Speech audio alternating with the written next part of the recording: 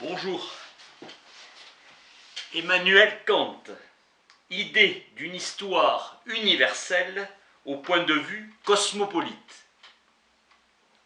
La liberté du vouloir, les manifestations phénoménales de ce vouloir, les actions humaines sont déterminées selon des lois universelles de la nature comme un autre événement naturel.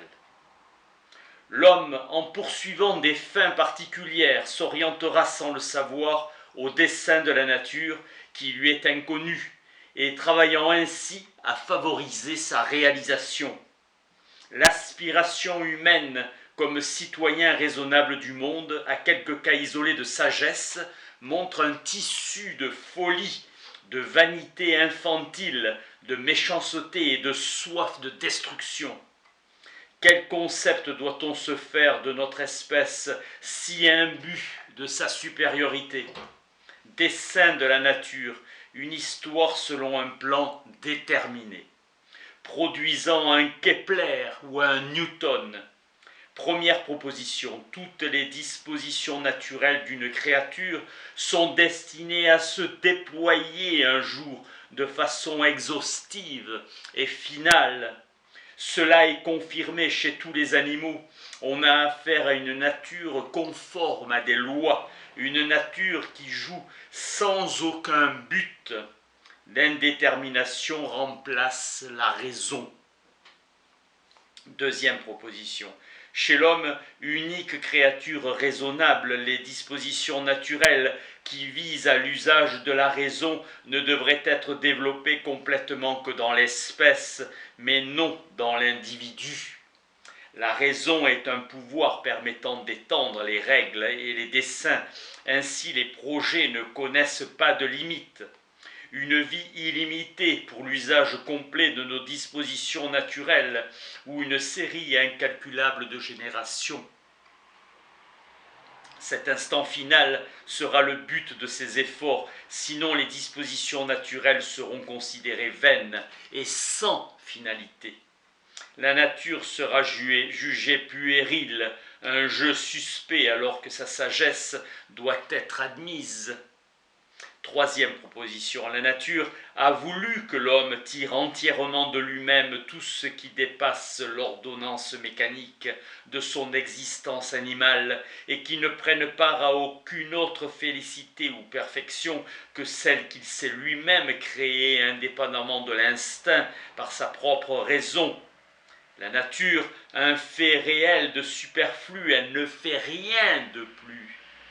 Elle n'est pas prodigue dans l'usage des moyens pour atteindre ses buts.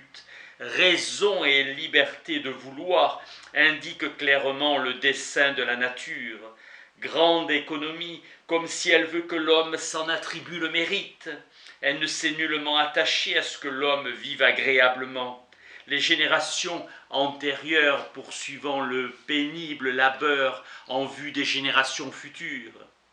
Tous meurent, mais l'espèce est immortelle, parvenant ainsi à la plénitude du développement de ses dispositions.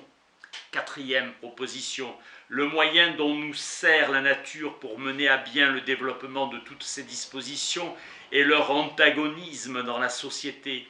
L'homme possède une inclination à s'associer, mais aussi une forte tendance à se singulariser, s'isoler, car il rencontre aussi ce caractère insociable qu'il a de vouloir tout diriger. Sous l'impulsion de l'ambition et de la soif de domination commence une façon de penser convertie en un tout moral. La nature sait mieux que lui ce qui est bon pour son espèce. La nature veut la discorde, éveillant en nous nos germes, recélant nos dispositions.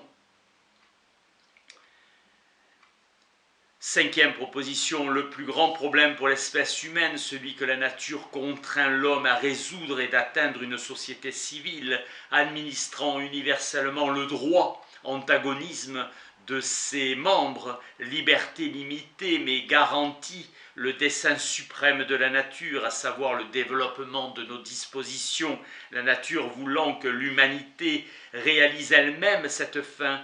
le tout lié dans une constitution civile parfaitement juste. C'est la détresse qui force l'homme, si épris de liberté, à entrer dans un état de contrainte. L'insociabilité force à se discipliner et à développer ainsi les germes de la nature. 6e proposition. Le plus difficile problème que l'espèce humaine résoudra en dernier. L'homme est un animal qui a besoin d'un maître, sinon il abusera de sa liberté. Ce maître brise sa volonté particulière et le force à obéir à une volonté universelle. Afin que chacun puisse être libre. Ce maître aussi a besoin d'un maître. Le chef suprême doit être juste par lui-même. 7e proposition, l'édification d'une constitution civile parfaite est liée au problème de l'établissement d'une relation extérieure, légale entre les États. Même problème avec les États qu'avec les individus. Ainsi, les antagonismes des États, liberté sans frein vers le but final, le calme et la sécurité. La société des nations, foedus amphietinum, c'est-à-dire une force unie et de la décision légale de la volonté unifiée, idée de l'abbé de Saint-Pierre ou de Rousseau. Ainsi comme le sauvage, l'État doit renoncer à sa liberté brutale pour chercher le calme et la sécurité dans une constitution conforme à la loi. Un état de choses s'instaure qui, semblable à une communauté civile, pourra se maintenir de lui-même.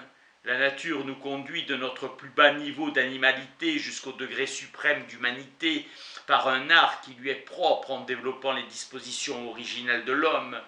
Une situation cosmopolite de la sécurité publique des États. L'association des États est le dernier pas.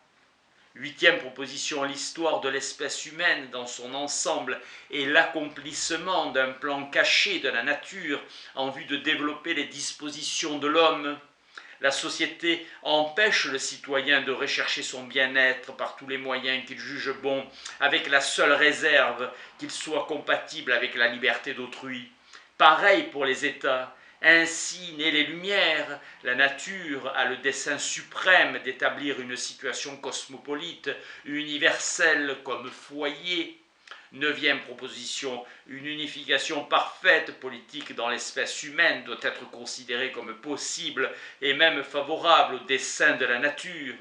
Depuis les Grecs, les Romains, les barbares, nos jours nous découvrirons un cours régulier dans l'amélioration de la constitution politique, un germe de lumière préparant une étape plus élevée dans la voie de l'amélioration. L'homme travaille à s'élever. Merci.